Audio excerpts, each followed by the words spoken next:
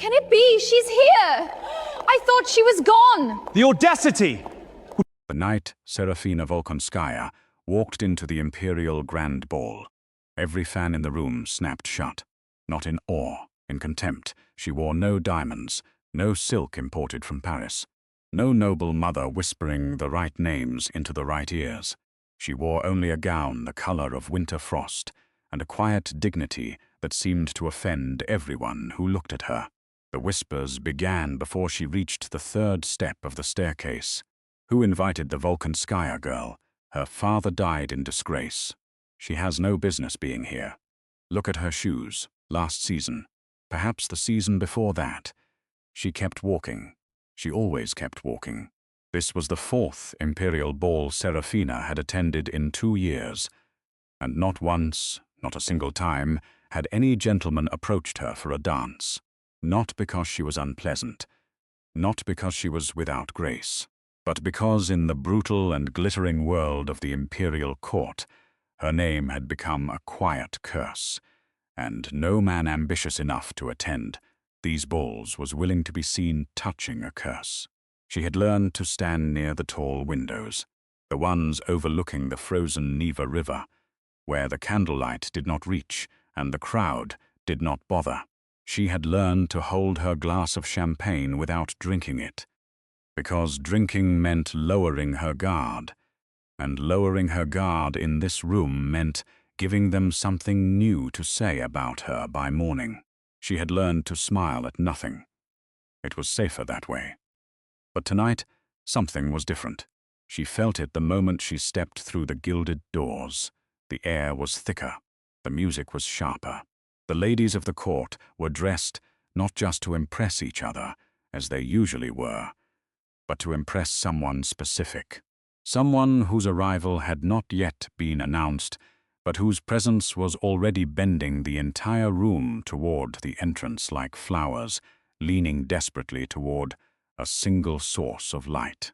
Emperor Nikolai Alexander Dravenchkov had returned from the northern campaigns, and nobody, not even Serafina, was prepared for what he was about to do. What made the most powerful man in the empire cross an entire ballroom for her? If you want to find out, stay with me. And if stories like this stir something deep inside you, please subscribe to this channel and turn on your notifications, because this one is only just beginning. Part 1, Serafina Volkonskaya had not always been invisible. There was a time, not so long ago, when the name Volkonskaya carried weight in St. Petersburg, when her father, Count Edivane Volkonskaya, walked into a room and men straightened their backs, when her mother, the late Countess Mirelda, wore her pearls to the Winter Palace and empresses took notice, when Serafina herself was 12 years old and already being whispered about as a girl who would one day make a remarkable match. That was before the scandal, before the debts, before the cold morning 3 winters ago when Count Edivane was found slumped over his writing desk with a letter beside him that no one in the family was ever allowed to read in full. The servants said it was his heart. The court said it was his conscience. And the creditors, who arrived within the week, said nothing at all. They simply took the furniture. Serafina was 19 when her world was quietly, efficiently, and without ceremony dismantled around her. Now she was 22, and she lived in a narrow house on the unfashionable end of Litany Avenue with her aunt, Countess Brisaveta Orlenova, a woman who smelled permanently of dried roses and mild resentment. Brisaveta had never married well. She had opinions about everything and influence over nothing, and she reminded Serafina of this distinction often, usually over breakfast, usually without being asked.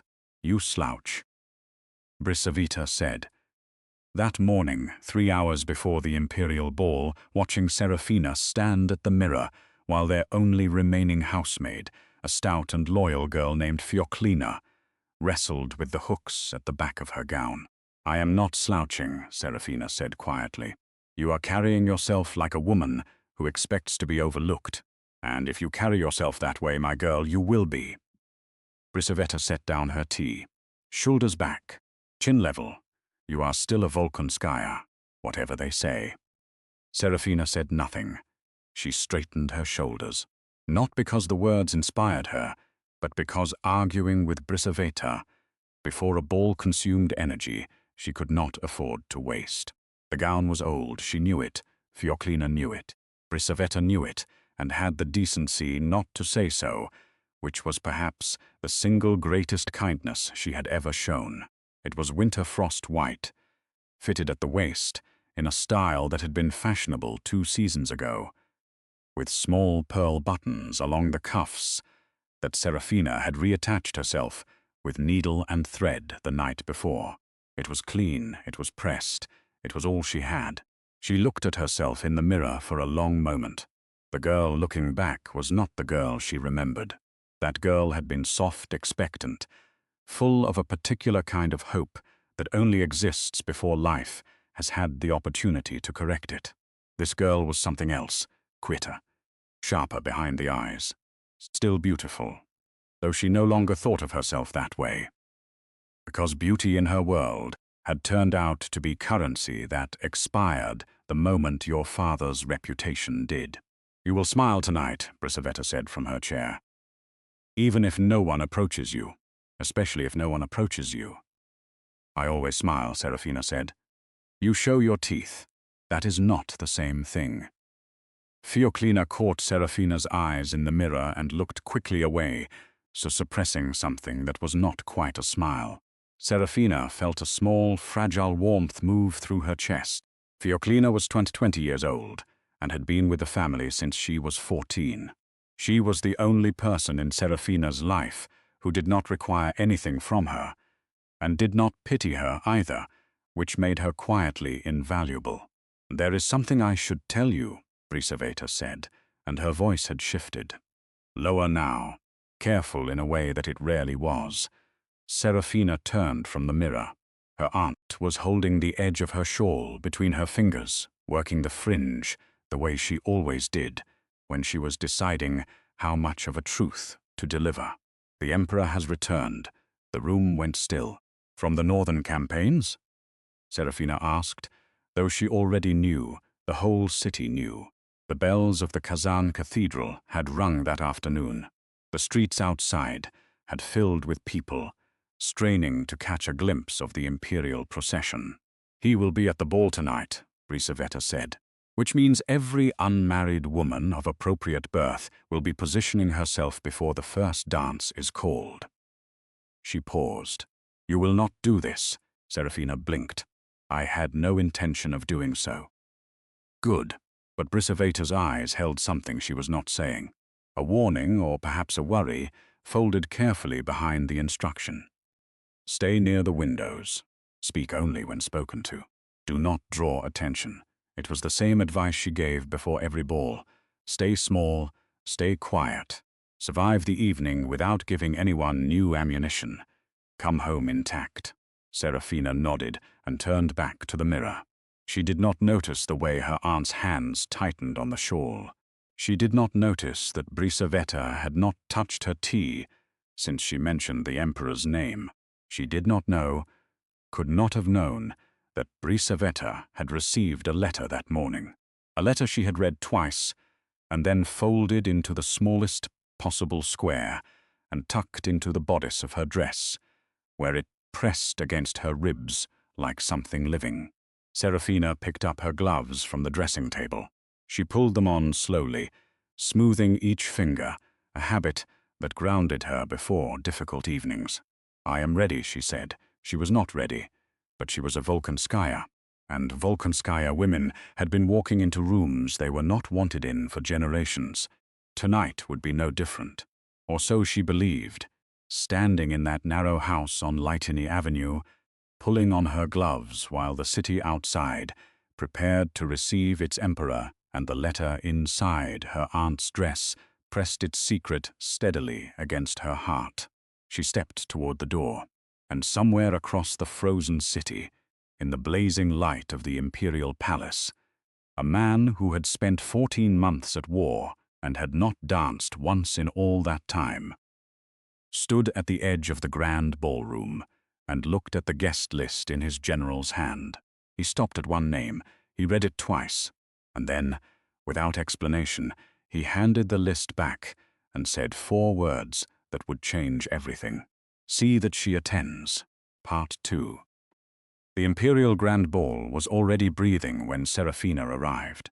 She could feel it before she stepped inside. That particular living heat of 500 bodies pressed into gilded rooms, the collective exhale of perfume and ambition, and carefully rehearsed laughter, rising through the marble columns and disappearing into the painted ceilings above. Chandeliers burned with the light of 1,000 candles. The orchestra was already 3 pieces deep into the evening, and the sound of it spilled through the tall doors and down the stone steps where Serafina stood for just a moment, one hand resting lightly on the iron railing, composing herself the way she always did before walking into a room that did not want her. She went in. The footman at the entrance did not announce her name. He had not announced her name at the last ball either, or the one before that. She did not know if it was an oversight or a decision. She had stopped trying to determine which. She moved through the outer hall and into the main ballroom, and the whispers found her almost immediately, the way they always did, like cold water finding the lowest point of a room. The Volkonskaya girl is here again. Does she not tire of it? Apparently, humiliation requires repetition to take full effect. A laugh, quickly muffled behind a fan. 2 fans. 3. Serafina kept her chin level. She kept her shoulders back.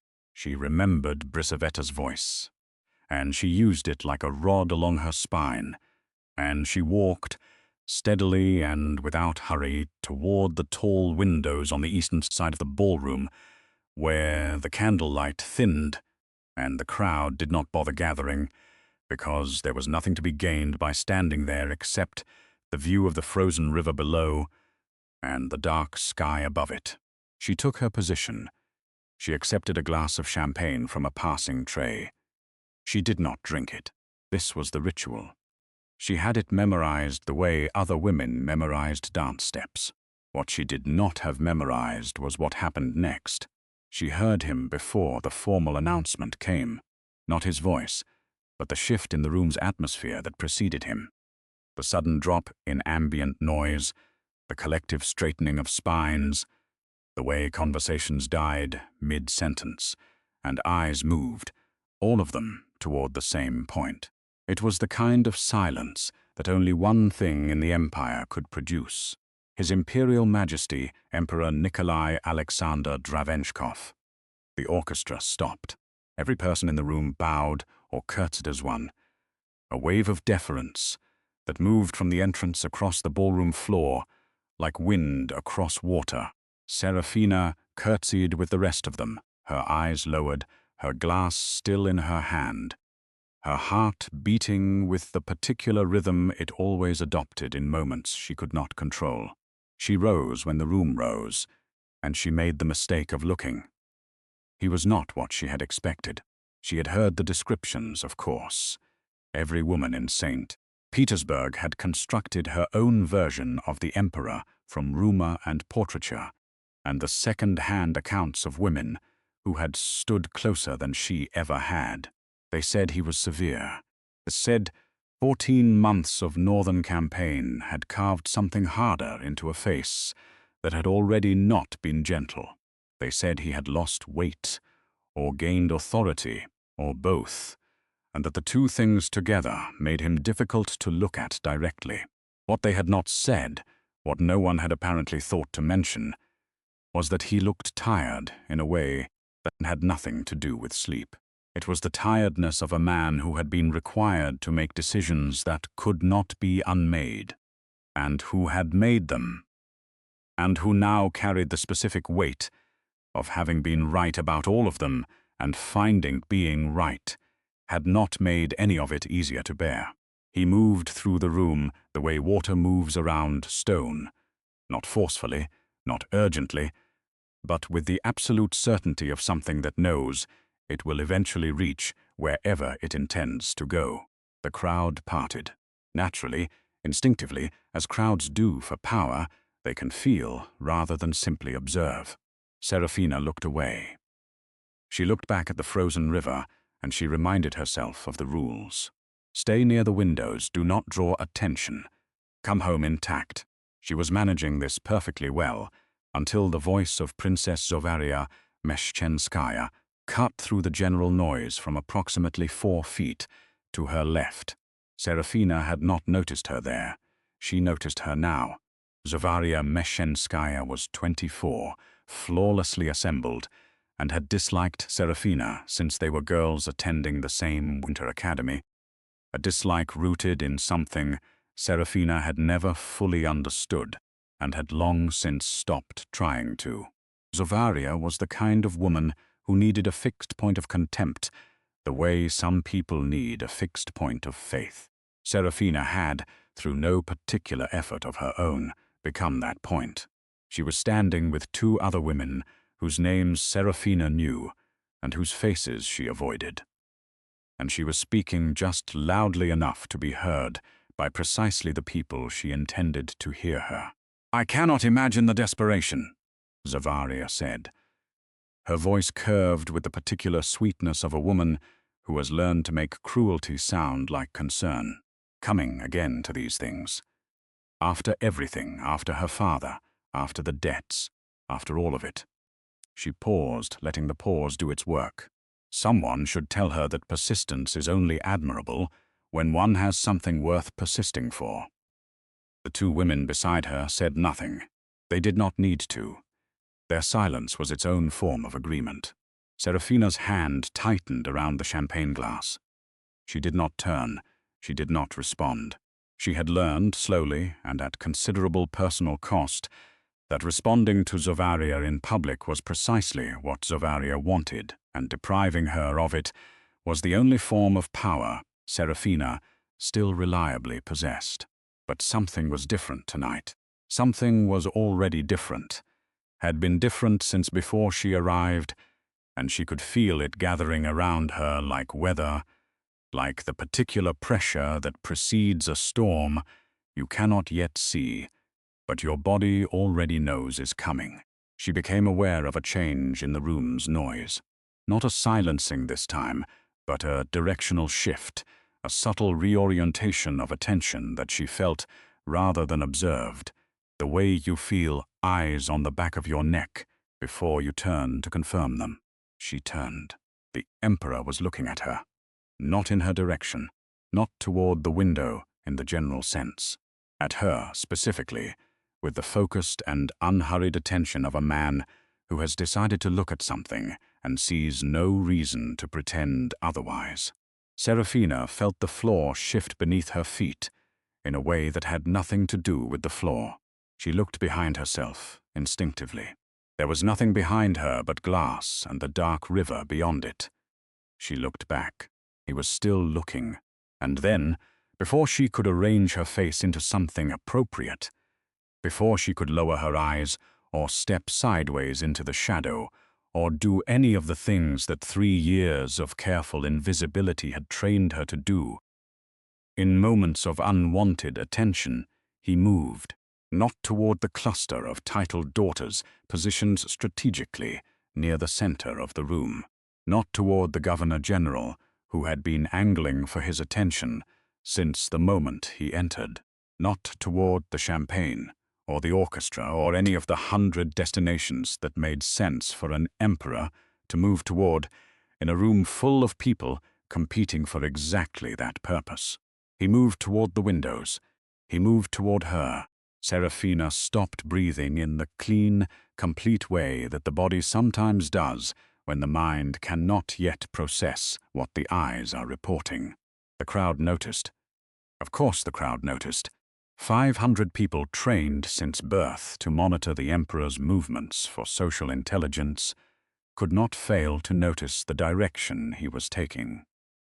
And the awareness rippled outward from her position at the window like a stone dropped into still water. She felt it.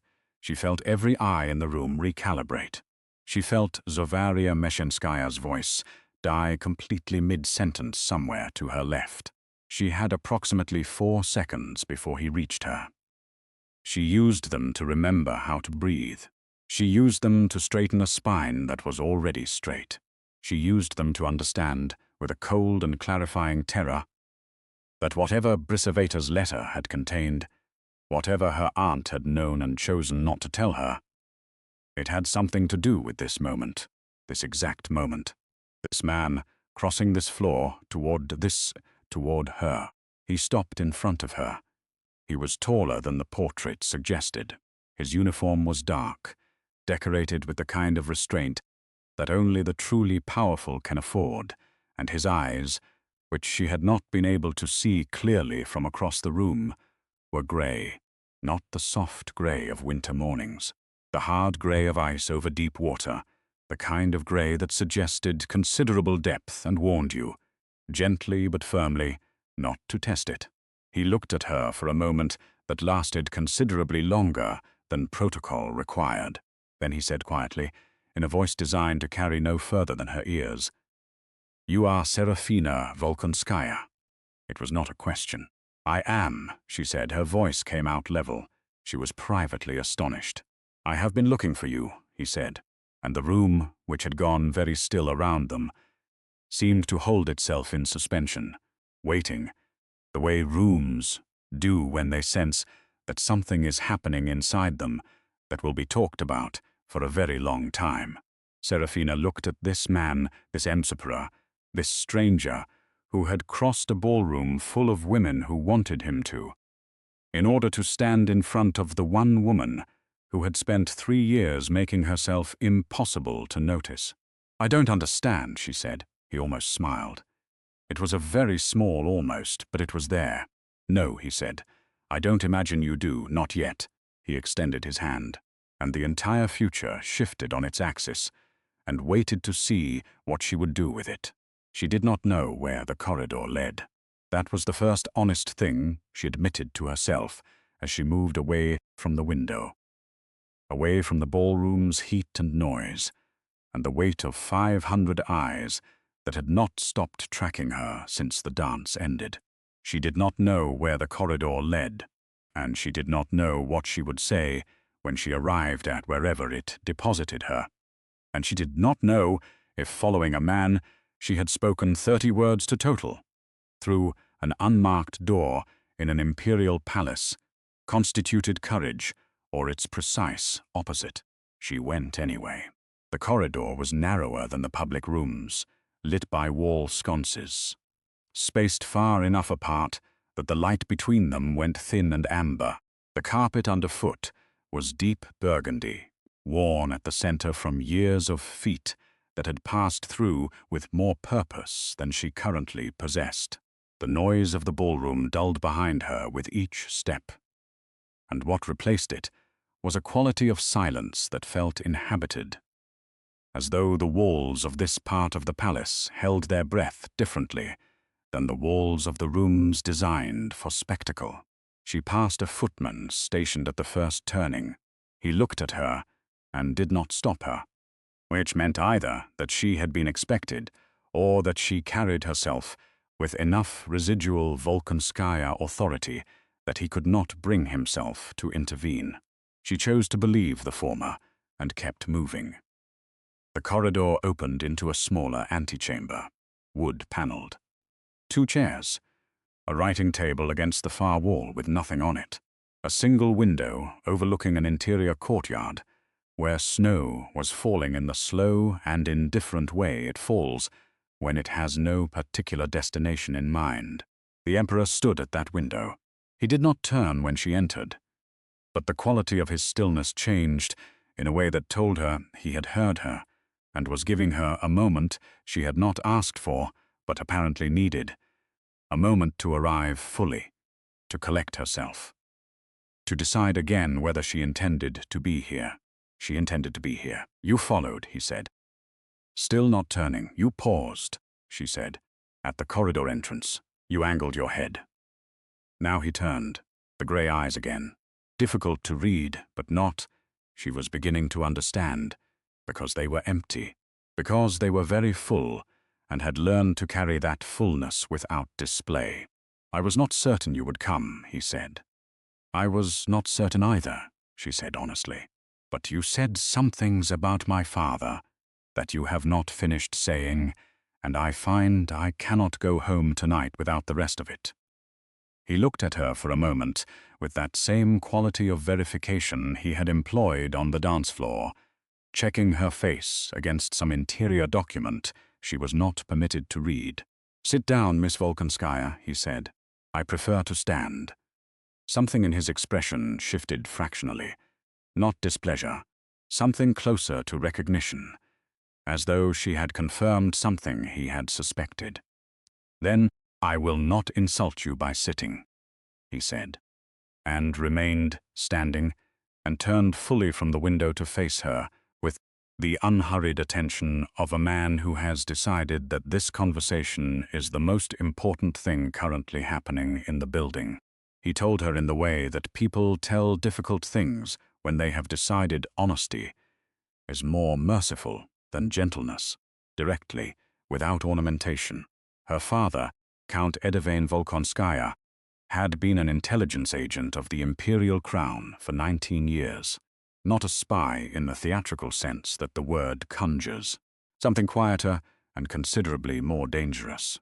A man who moved in the circles of the court with the apparent aimlessness of minor nobility, while performing, with great precision and at considerable personal risk, the work of identifying those within those circles who were selling information, influence, and access to interests that were not Russia's own.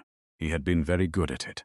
He had been, the emperor said, one of the most effective men the imperial intelligence apparatus had possessed in a generation. And 3 years ago, he had been betrayed by someone inside the apparatus itself. Someone who had identified him, exposed his work to the people he had spent a decade cataloguing, and arranged, with the cold efficiency of someone who understood exactly how these things were done, for the life of Count Edivane Volkonskaya to be ended in a manner that would discredit him completely. No martyrdom, no quiet military burial with sealed honors. Disgrace, debt, the letter, the creditors, the furniture removed, his daughter left to rebuild from rubble, while his real history was buried under a story designed specifically to ensure that no one would ever look too closely at the truth of how he had lived or why he had died. Serafina listened to all of this without moving. She had the sensation of a woman standing in a room while the architecture of it rearranges itself around her. Walls shifting, floor repositioning, the entire structure becoming something different from what she had entered, and all of it happening in complete silence, while she simply stood in the center of it and breathed. "Who?" she said when he had finished. Her voice came out quieter than she intended. She cleared it. "Who inside the apparatus?" "That," he said, "is what I have spent 14 months in the north trying to determine.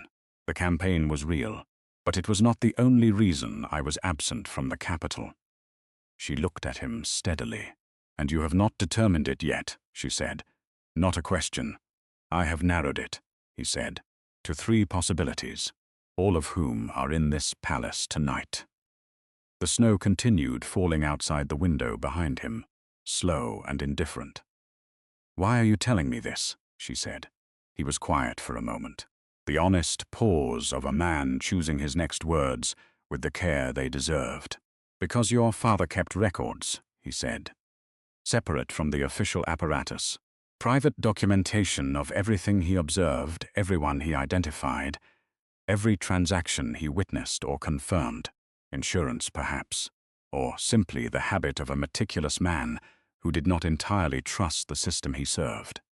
He paused. "We believe those records still exist. We have not been able to find them, but we believe that if they can be found, they will identify the person who had him killed and end a network of corruption that has been operating inside the Imperial Intelligence Service for considerably longer than 3 years. Serafina's hands were very still at her sides. You think I know where they are, she said. I think, he said carefully, that a man who kept private records and who was meticulous enough to keep them hidden for 19 years was also meticulous enough to ensure they would survive him.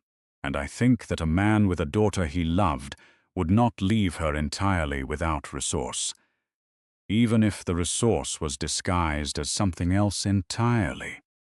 She thought about the house on Lightney Avenue, the narrow rooms, the things that had survived the creditors because the creditors had not considered them valuable. A writing desk with a false bottom she had discovered at 12, and never mentioned because she had instinctively understood it was not meant to be found by anyone but her. Empty now. She had checked it once, in the weeks after his death, and found nothing. She had not checked it since. I need to go home, she said. Miss Volkonskaya. His voice caught her at the door. She stopped, but did not turn. The person who had your father killed is aware that I have returned, and is aware that I have been investigating. If they determine that I have made contact with you tonight, and they will determine this because there are 300 witnesses to our dance, they will move to ensure that whatever your father left behind does not surface. She turned then. How quickly, she said. Quickly enough that tonight matters, he said. She looked at him across the small antechamber, this stranger who had given her back her father's name in one breath and placed her in danger with the next. And she felt the particular clarity that arrives not when things become simpler, but when they become so complicated that simplicity is no longer a relevant measure. There was only what was true, and what needed to be done about it. I will need to return to the ballroom first, she said. If I leave directly from this corridor, it will be noted, and it will be faster to your 3 candidates than if I spend another 20 minutes at the window before departing at a normal hour. He looked at her with an expression that had moved beyond verification into something that might, in different circumstances, have been called respect. Yes, he said. And I will need to know, she said, the names of your 3 candidates, because one of them is in that ballroom right now watching to see what I do next. And I would prefer to know which face to arrange my expression around. He told her the names. The 3rd name was the one that hit her. She kept it from her face. She had become very good at keeping things from her face, but her mind was already moving back through the evening, through Brisavita's careful advice, and the letter pressed against her ribs and the particular quality of warning. In Zovaria Meshenskaya's voice, when she had said, "Ask your aunt who sent it," and what was offered in exchange. The 3rd name was not someone she had suspected. It was someone who had been in her life for 3 years. Someone who had known exactly where she stood at every ball. Someone who had known always, precisely, how invisible she was, and had taken considerable care to ensure she remained that way. She breathed. I will return to the ballroom, she said. I will stay the appropriate time. I will leave normally. And then I will go home and I will look at something I have not looked at in 3 years. And if you find what I believe you will find, then I will send word, she said. To whom?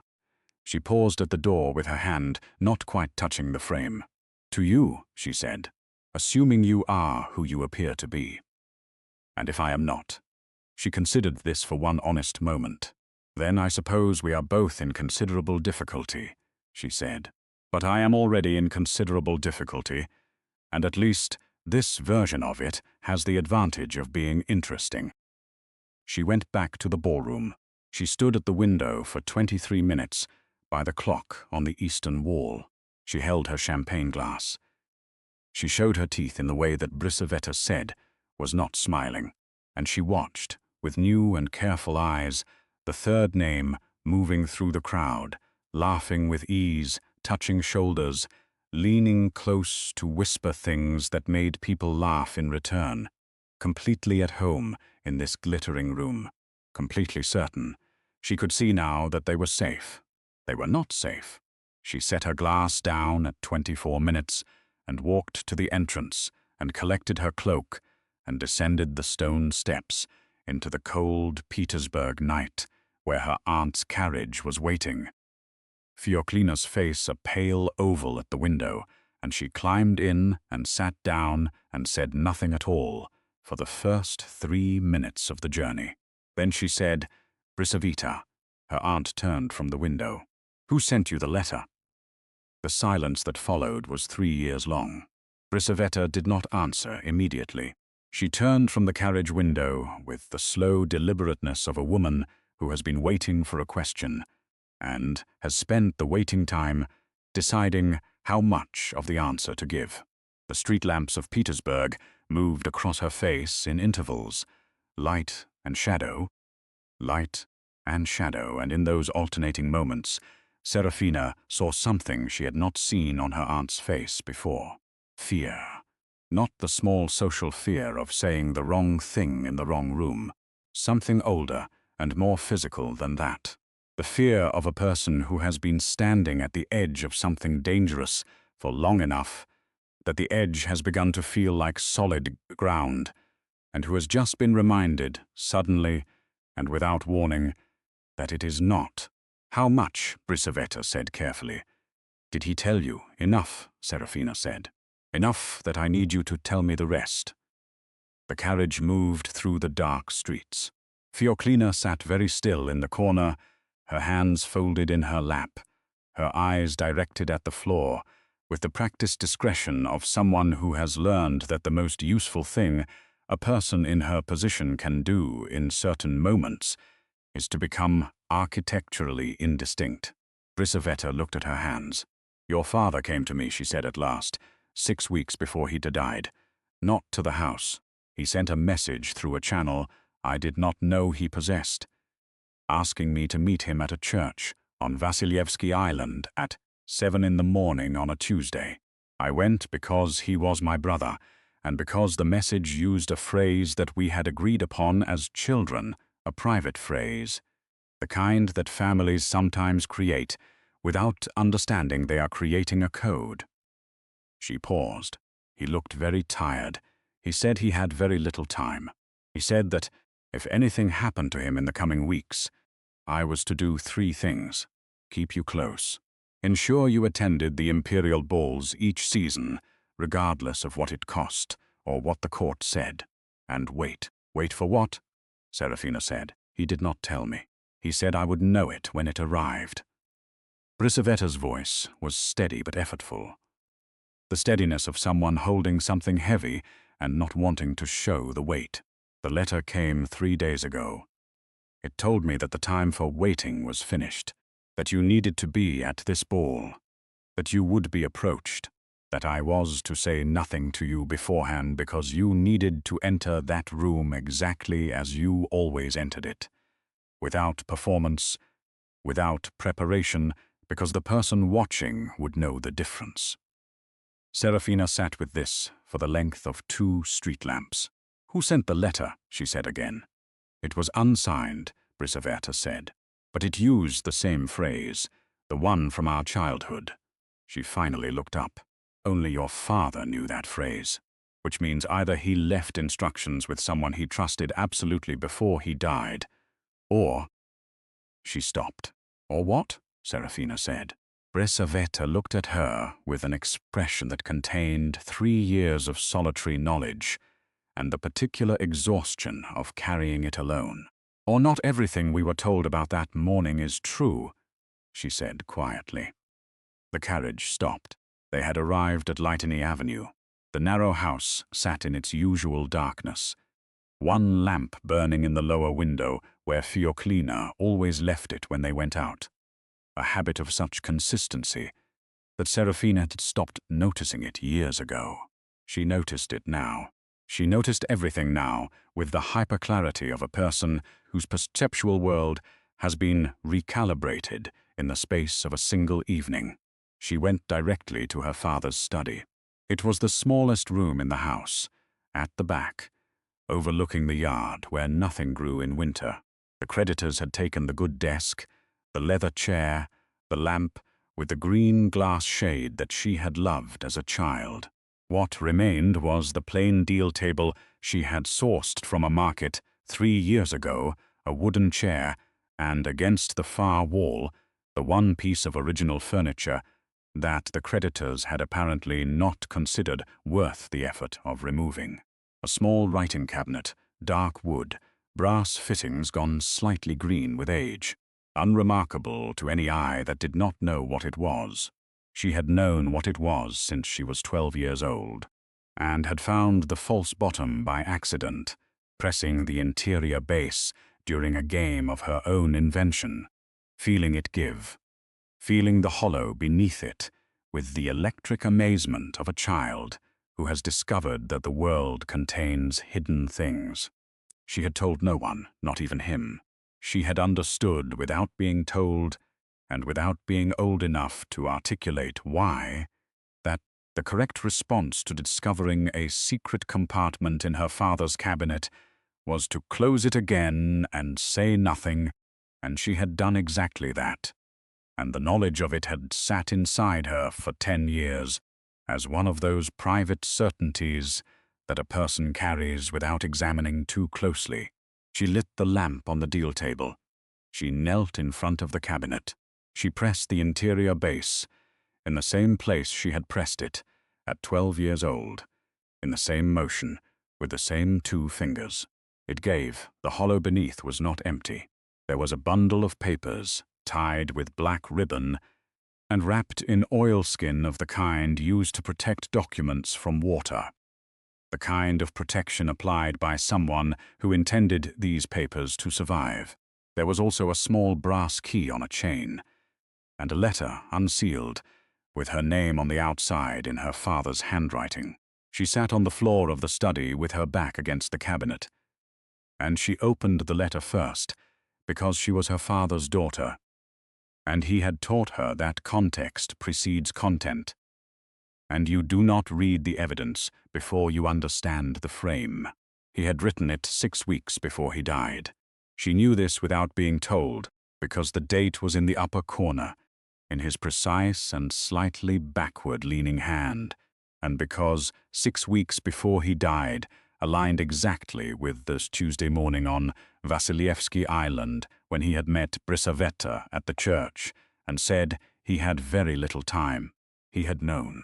He had known 6 weeks out what was coming, and he had spent those 6 weeks arranging for her, as carefully and as invisibly as he had spent 19 years arranging everything else. The means to survive it and eventually to do something about it. She read the letter. She read it twice. By the time she finished, the second reading, the lamp had burned lower, and her hands were very steady, and she understood, fully and without remaining ambiguity, what the oilskin bundle contained, what the brass key opened, and what her father had spent the last 6 weeks of his life constructing for her.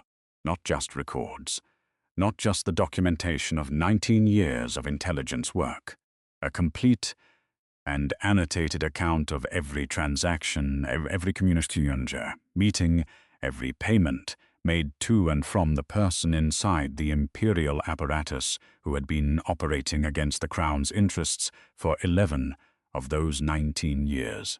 Names, dates, amounts, locations, written in her father's meticulous hand with the calm thoroughness of a man who understood that the value of evidence is directly proportional to its precision, and at the end, in a section written in smaller letters, as though he had been running short of space or time, or both, a name, the name of the person who had ordered his death. It was the third name, the name the Emperor had given her in the antechamber, the name she had kept from her face. She sat on the floor for another moment, just a moment, then she stood up. Because the floor was cold, and because there was no longer any time for sitting, she wrapped the oilskin bundle inside her shawl. She put the key in her glove. She picked up the lamp, and she went to find Brisaveta. Her aunt was in the sitting room, still in her ball gown, her shawl around her shoulders, her tea untouched in front of her, in the particular way that untouched tea had featured throughout this evening as a marker of moments too significant for ordinary comfort. "I need to send a message," Serafina said. "Tonight, within the hour." Brisaveta looked at the shawl bundle in her arms and asked no questions, which was perhaps the second greatest kindness she had ever shown. "Fioklina's cousin," she said. "He runs a messenger service on Nevsky. Discreet. Your father used him." "Of course he had." "Write me the address," Serafina said. She went to the deal table, and she wrote the message in the same backward-leaning hand her father had given her without meaning to.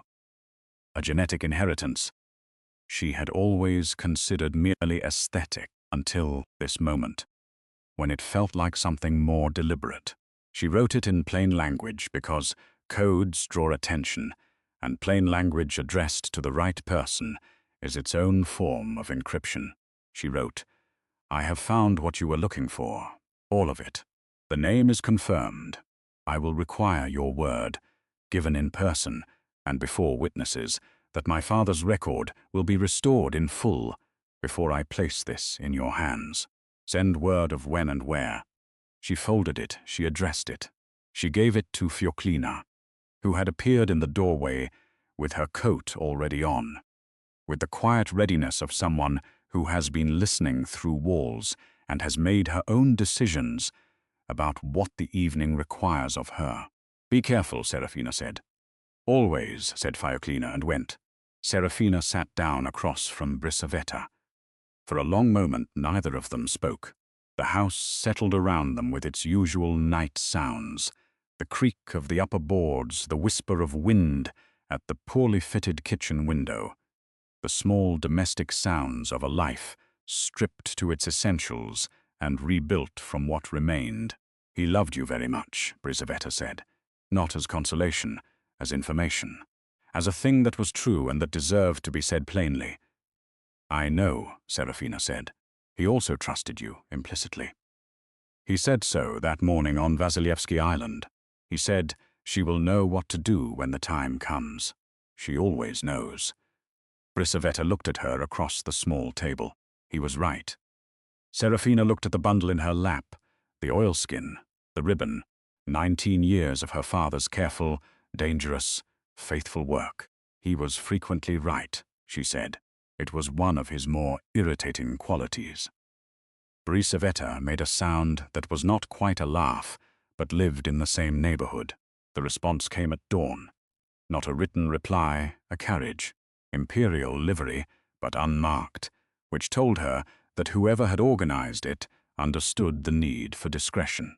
Fioklina's cousin had delivered the message, and the message had reached the right hands, and the right hands had moved with the urgency she had indicated was required. She dressed in the grey wool, her second best, practical and unadorned. She put the bundle inside her coat against her ribs, where Brisaveta's letter had been earlier in the evening. A symmetry she did not find comforting exactly, but found meaningful. She pulled on her gloves. Brisaveta was in the entrance hall. "I am coming with you," her aunt said.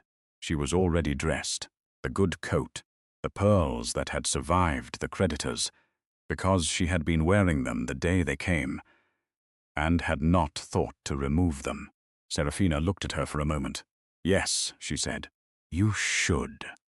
They went out into the early morning, into a Petersburg that was just beginning to pale at its edges with the grey and reluctant light of a winter dawn. The streets still mostly empty, the stew from last night undisturbed on the window ledges and the iron railings and the cobblestones of Lighteny Avenue.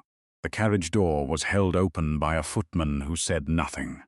They got in, and the city moved past the window as they drove, pale and cold and full of secrets that were about to become considerably less secret. And Serafina sat with her father's life pressed against her ribs, and her hands quiet in her lap and her chin level, and she did not show her teeth. She smiled, properly this time. For the first time in 3 years, she smiled because she had something to smile about, and the feeling of it was strange and new and absolutely worth everything it had cost to arrive at. The carriage moved through the dawn. Everything was about to change. Part 4 ends. 36 hours later, in a private receiving room of the Winter Palace, in the presence of 3 members of the Imperial Council, 2 senior officials of the intelligence apparatus, and 1 general, whose name, Serafina, had only learned that morning, the 3rd name was arrested. She did not witness the arrest itself. She had been in an adjoining room, seated at a table with the oilskin bundle open before her, walking 2 council members through her father's documentation with the methodical patience of a woman who has had 24 hours to read and reread every page, and who understands it now with a thoroughness that visibly startled the men across the table, who had expected, she could see, to be explaining the material to her rather than receiving it explained. She heard the commotion from the next room. The raised voice, quickly suppressed, the sound of boots, a door, then silence. Then one of the council members exhaled slowly and looked at his colleague and said nothing, because nothing was required. It was over, not cleanly. Nothing of this nature concludes cleanly, and Serafina was her father's daughter and did not expect otherwise. There would be proceedings, careful, confidential proceedings, conducted in rooms she would not be permitted to enter, by men whose discretion was their primary professional qualification. The network her father had spent 11 years documenting would be unraveled thread by thread over months that she would not be directly part of. But the person who had ordered his death was in custody, and her father's record, by the written and witnessed commitment of the Emperor himself, signed the previous afternoon in the same antechamber where he had told her the truth, would be restored in full, not quietly, not in the fine print of some administrative revision that no one would see, publicly, with the specific and deliberate visibility that the original destruction had employed, reversed now in kind. Count Edevan Volkonskaya, servant of the Imperial Crown, 19 years of faithful and distinguished service, died in the line of that service. The record would show the truth. She sat for a long time after the council members left the room, alone with the open bundle and the lamp and the silence of a palace that was very old, and had seen a great many things and absorbed them all with the same imperturbable stone patience. She thought about her father at his desk in the early mornings, his tea going cold, his correspondence that she had never asked about. She understood now what he had been writing in those mornings. She understood the weight he had carried through 19 years of dinners and balls and ordinary family life. The weight of knowing things that could not be shared, of performing the role of minor, unremarkable nobility, while doing something that was neither minor nor unremarkable, and of loving his daughter with an uncomplicated and undivided love through all of it, as though the secret life and the real life were entirely separate rooms, and he moved between them without tracking anything from one into the other. She had not known him as fully as she thought she had. She knew him better now than she ever had. Both of these things were true simultaneously, and she sat with the strange and bittersweet mathematics of that for as long as she allowed herself, which was not very long, because she was becoming, she noticed, a person who did not sit with things longer than necessary before moving. She was becoming, more precisely, herself, a version of herself that the last 3 years had been constructing without her full awareness or consent, in the way that difficult periods sometimes build the person you needed to become, without announcing, that is what they are doing. The door opened. Emperor Nikolai entered alone, which she was coming to understand was characteristic, this preference for the unattended moment, the conversation without audience. He looked, she thought, marginally less tired than he had at the ball. Not rested, but relieved in the specific way of someone who has been carrying a weight for a long time and has just been permitted to set it down. He looked at the bundle on the table and then at her. "It's done," she said. "Yes," he said. He sat down across from her, which he had not done in the antechamber, and she registered that as a change in something in the register of their interactions. In whatever this was that had no established name, because it had no established precedent. "Your father," he said, "would have been proud of how you handled this." "He would have told me I slouched," she said. The corner of his mouth moved, more than it had at the ball, closer to the thing it was apparently approaching. "He would have been right about that too," she said, and sat up straighter and felt something unknot in her chest that had been knotted for 3 years and perhaps longer.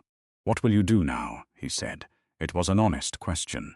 No agenda behind it, or none she could detect. And she had become, in the last 36 hours, considerably better at detecting the ones that carried freight. She thought about the house on Slightony Avenue, the narrow rooms, the unfashionable end of the street, the writing cabinet against the wall that was now empty of everything, except the ordinary darkness of an ordinary piece of furniture. She thought about the balls, the windows, the champagne she never drank. "Something different," she said. "That is not a plan," he said. "No," she agreed, "but it is a beginning." He looked at her across the table in the pale winter light coming through the palace windows, this man who was not what she had expected and who had, in the space of less than 2 days, returned her father to her and placed her in danger, and kept his word and signed his name to a document that would cost him nothing administratively, and had signed it anyway, with the particular seriousness of someone for whom words on paper are the same as words spoken, binding and irreversible. She was not certain what he was. She was certain that she intended to find out. "There are other matters," he said, with a carefulness that was new, "that the intelligence apparatus will require assistance with. Your father's documentation identified threads that extend beyond the case we have just closed. Someone will need to help trace them." "Someone," she said. "Someone with a specific kind of intelligence," he said, "and a specific kind of patience, and the ability to stand in a room full of people for an entire evening while being looked at by everyone and seen by no one." She looked at him for a long moment. "You are offering me work," she said. "I am suggesting," he said, "that your particular skills may be of use to the crown." "And the humiliation," she said. "The balls, the windows, the whispers, all of that ends, or all of that continues, depending on what is strategically useful." "All of that ends," he said, with a firmness that did not invite negotiation, "effectively immediately. The restoration of your father's record will accomplish most of it. The rest will be accomplished by other means." "What other means?" The corner of his mouth moved again. This time it completed the journey. It was a small smile, contained and not at all practiced, the smile of a man who does not deploy them often and is therefore slightly unprepared for the mechanics of it. "That," he said, "is a longer conversation than we have had time for today." She recognized the echo. She had the impression he intended her to. Outside the window, Petersburg was fully lit now with the cold white light of a winter morning, the ice on the Neva catching it and returning it upward, so that the whole city seemed to glow faintly from below, beautiful in the way that hard, cold things are sometimes beautiful, without softness, without apology, with the complete and declarative clarity of something that knows exactly what it is. She stood. She straightened her spine. Not because Brisaveta was watching, not because the room required it, but because she was Serafina Volkonskaya, daughter of Count Edivan, and she had just spent 36 hours being exactly who she was without modification or apology. And she intended to continue. "Tell me when you wish to have the longer conversation," she said. "Tomorrow," he said, "if that is agreeable." "Tomorrow," she said, and picked up her gloves from the table and moved toward the door. She paused, not at the corridor entrance, in the doorway itself. "He was a good man," she said without turning. "My father, I knew it before, but I know it differently now." "Yes," the Emperor said, "he was." She nodded once. She walked out into the corridor, into the palace, into a Petersburg morning that was the same city it had always been, and a completely different world. And she carried her father's name in her chest like something restored to its rightful place after a long and wrongful absence, and it was heavy, and it was light simultaneously, and it was hers. Behind her, in the receiving room, Emperor Nikolai Alexander Dravenshkov sat alone at the table for a moment, before the obligations of his position recalled him. He looked at the door she had left through. Then he looked at the window. Then he picked up the document on the table, the signed restoration of record, and he read her father's name at the top of it one more time. And he thought about a man he had admired and a debt he had owed, and a daughter who had walked into a room she was not wanted in for 3 years without flinching, and had turned out to be exactly what he had hoped she would be, and considerably more than he had expected. He set the document down. He had a longer conversation to prepare for.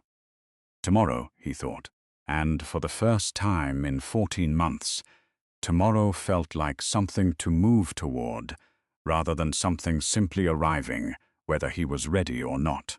The snow outside the window was still falling, but it was the snow of a different season now. Everything at last was beginning.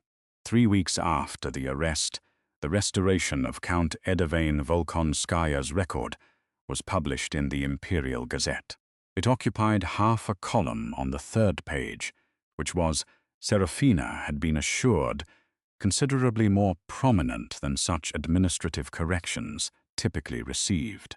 She read it at the deal table in the study on Lighteny Avenue, with her morning tea going cold beside, which was, she noted privately, a habit she appeared to have inherited without meaning to, and she read it 3 times, not because the language was complex, but because the language was simple, and she needed the simplicity of it to travel all the way down through the layers of the last 3 years and reach the place where the damage had originally been done.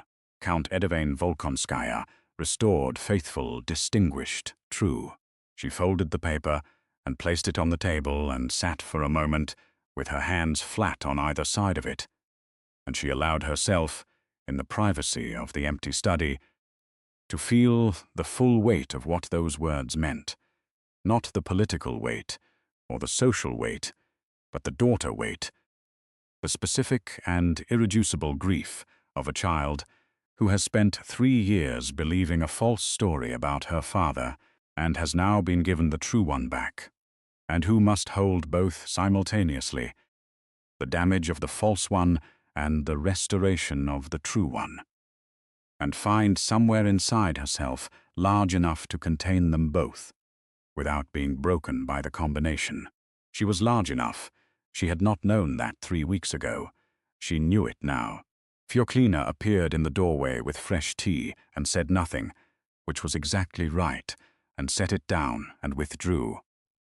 And Serafina wrapped her hands around the warm cup and looked at the window and thought about her father, and let herself do so without apology, and without the careful management she had employed for 3 years, the determined redirection of memory away from anything that might compromise her composure in a house that could not afford the luxury of a woman who did not hold herself together.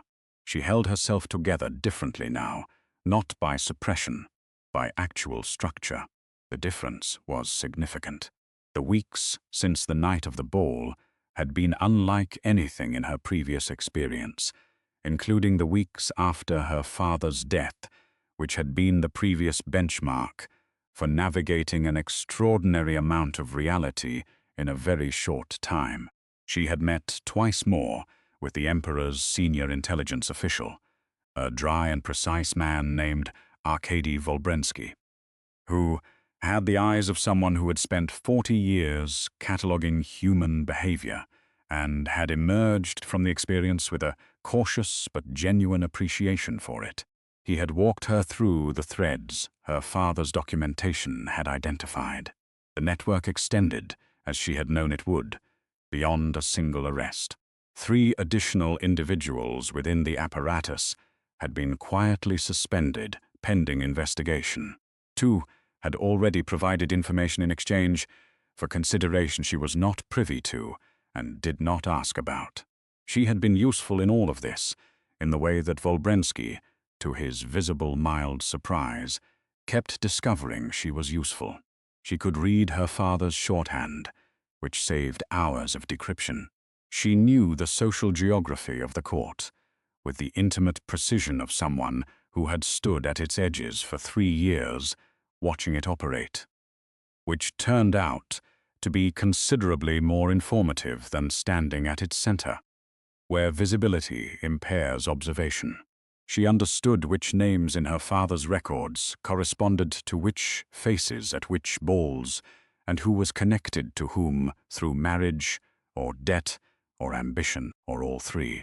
She was, Volbrensky told her in their 3rd meeting, with the manner of a man, making an admission that slightly inconveniences him, invaluable. She had not said "I told you so," because she had not told him so, but she had thought it with considerable satisfaction and considered that close enough. The social consequences of the Restoration had unfolded with the particular speed of court opinion reversing itself, which is to say, with the absolute absence of acknowledgement that there had ever been anything to reverse. Ladies who had not spoken to her in 3 years discovered, within days of the Gazette publication, that she was worth speaking to again. Invitations appeared at Lighteny Avenue with an abruptness that suggested they had been composed some time ago, and merely held in reserve, pending the appropriate atmospheric conditions. She accepted very few of them, not from bitterness, though she examined herself for bitterness carefully and found trace amounts that she considered reasonable and did not attempt to eliminate entirely. Because a person entirely without bitterness about genuine injury is either a saint or not paying attention.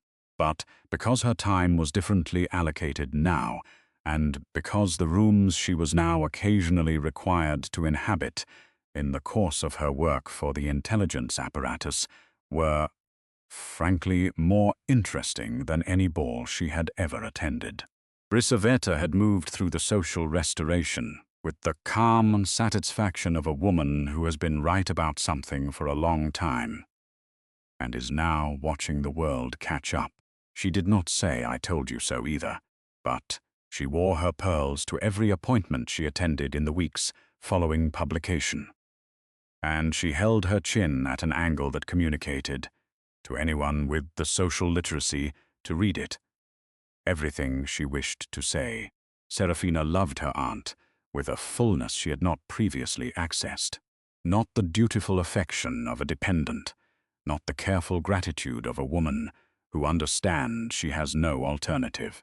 Something more honest than either. Brisaveta had carried her brother's secret for 6 weeks before his death, and for 3 years after it, alone in a narrow house on the unfashionable end of Lighteny Avenue, providing a roof and a routine and the consistent, difficult, unglamorous love of showing up every morning to a situation that offered her very little and requiring nothing from the girl in her care, except that she keep walking. That was not a small thing. That was, Serafina had come to understand, an enormous thing dressed in ordinary clothes. She told her aunt this one evening in the sitting room, with the fire going and the tea actually being drunk for once. She said it plainly, in the direct and undecorated way that she found herself speaking more often now. having discovered that ornamentation was largely a tool of concealment, and she had nothing left she wished to conceal. Brisaveta had looked at her for a moment with an expression that moved through several things quickly, before arriving at something steady. "You are very like him," she said. "More every day."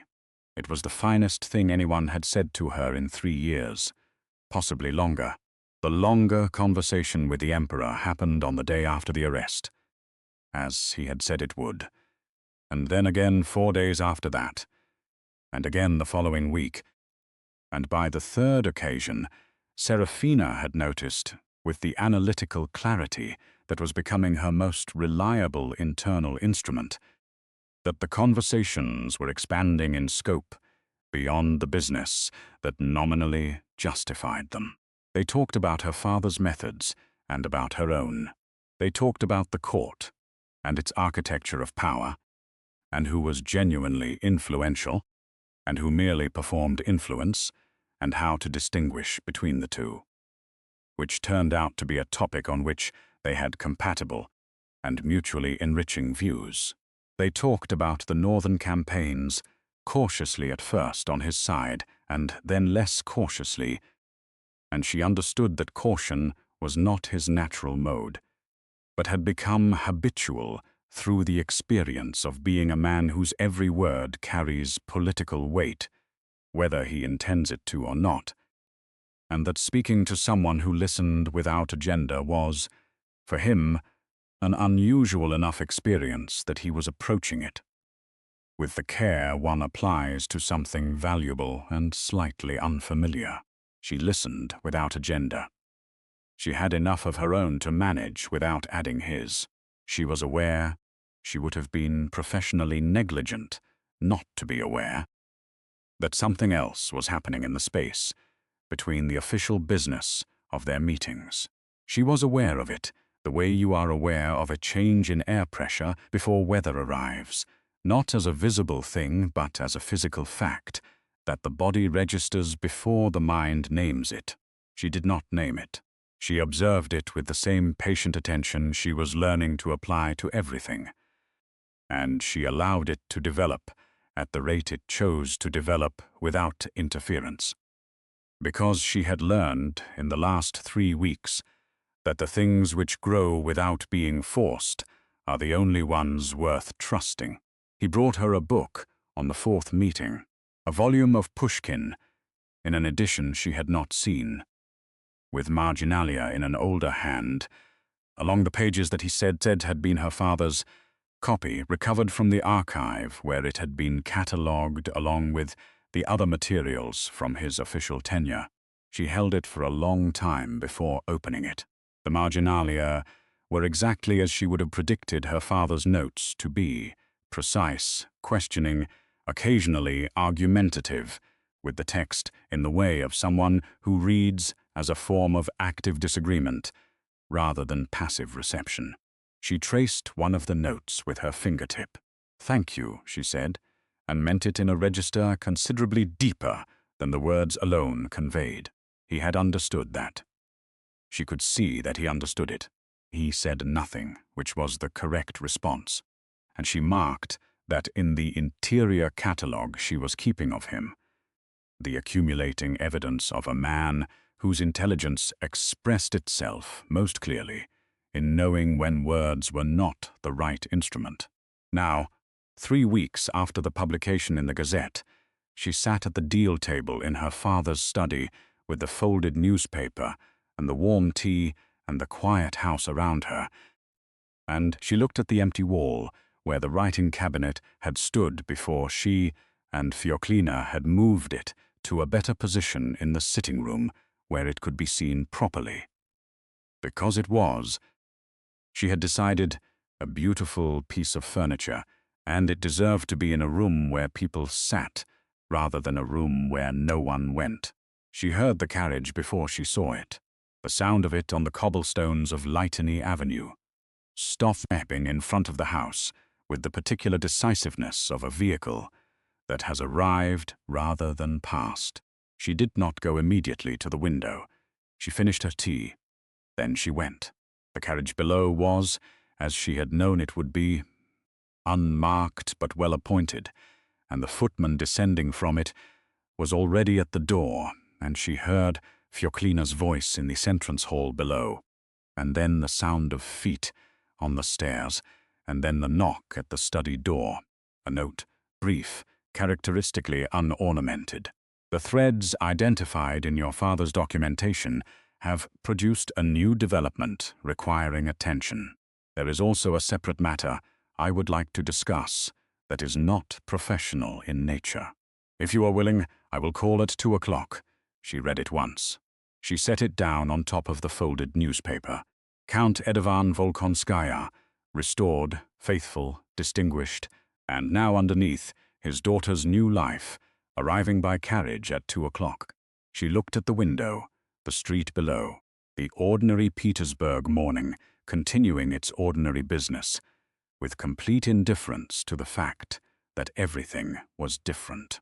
She thought about the girl who had stood at the east window of the imperial ballroom, with a champagne glass she never drank from, making herself invisible, surviving, telling herself that surviving was enough. Surviving was not enough. It had never been enough. It had been all she had, and she had used it with everything she possessed, and it had brought her here, to this desk, to this morning, to a note from a man who had crossed a ballroom for her, and had been, improbably and without her permission, proving himself trustworthy ever since. She picked up her pen. She wrote her reply in 4 words. 2 o'clock is agreeable. She folded it and gave it to Fioclina for the footman. And then she sat back down at the table, and she opened the Pushkin volume to the first page, with her father's handwriting in the margin, and she read what he had written there years ago, in the clean and slightly backward-leaning script that she had inherited without knowing it until now. The note in the margin said simply, "She will understand this better than I do." She did not know, had no way of knowing whether he had written that about the poem on the page or about something else entirely. Something only he had known. He was thinking at the moment the pen touched paper. She chose to believe it was about her. She chose to believe he had sat at this desk in one of his early mornings, tea going cold, pen in hand, and had thought of her and had written her into the margin of a book about surviving beautiful and difficult things, as a reminder to himself or a message to her, or perhaps simply as the truth of what he knew, that she would understand, that she would be equal to whatever needed to be understood. She pressed her hand flat against the page. Outside, the Petersburg morning continued. The ice on the Neva, the pale winter light. The city going about its life with the magnificent indifference of cities, which do not pause for individual grief or joy, but simply continue, and require their inhabitants to continue alongside them, which is sometimes the hardest thing, and sometimes the only thing, and occasionally, on mornings like this one, both. She had her father's name back. She had her own name back with it, differently than before, heavier and more real and entirely hers. She had work that used the parts of her the 3 years of careful invisibility had developed without her knowledge into something genuinely formidable. She had Brisavita in the sitting room below, and Fioclina's reliability, and a volume of Pushkin with her father's handwriting in the margins, and at 2 o'clock a conversation that was not professional in nature. She had, in short, a life, not the life she had expected at 19, not the life that had been dismantled at that same age by people who had believed that dismantling her was either necessary or without consequence. A different life, stranger and harder and more genuinely hers than the original had ever had the opportunity to become. She thought about you, reading this or listening to this right now, and she thought, or perhaps it is more accurate to say that I am thinking, about the thing that this story is actually about, underneath the ballrooms and the emperors and the oilskin bundles and the archived secrets. It is about what happens to a person when the story they have been told about themselves or about someone they love turns out to be deliberately, purposefully, cruelly wrong. About the specific damage of that and the specific courage required not just to survive it, but to walk back into the room where it happened and demand the truth out loud. Have you ever had to do that? Have you ever had to stand in a room that did not want you and keep walking anyway? Not because you were fearless, but because the alternative was to stop. And stopping was the one thing you could not afford. If you have, then you know what Serafina knew. Standing at the east window with her untouched champagne, before any of this began, that endurance, quiet and unglamorous and entirely unwitnessed, is its own form of extraordinary. If this story moved something in you, if some part of Serafina's journey felt like yours, please subscribe to this channel and turn on your notifications so you never miss what comes next. Leave a comment below and tell me which part of her story stayed with you. I read every single one, because the longer conversation, as someone once said, is only just beginning, and you, I hope, will be there for it.